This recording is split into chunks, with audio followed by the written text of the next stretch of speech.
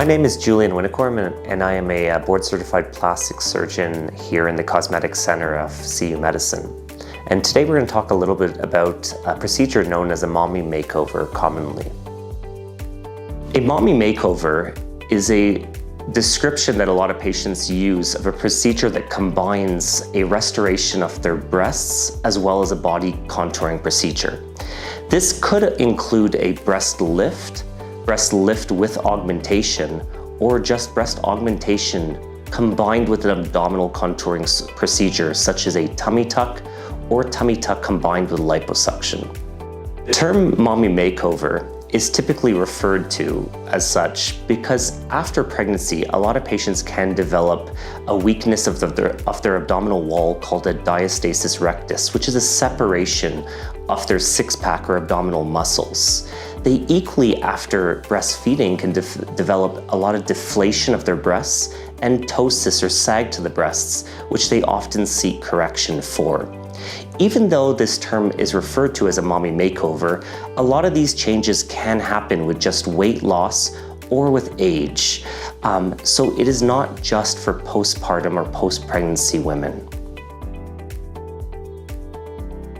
People often seek to combine procedures together in order to have a one recovery surgery, rather than having separate surgeries with separate recoveries.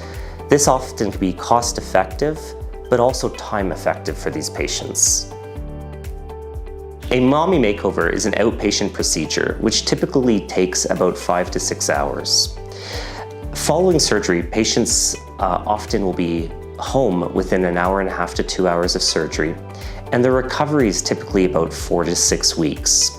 We do implement restrictions in terms of heavy lifting during that time frame, but for the majority of our patients, by 6 weeks, they will resume all activities and all fitness training.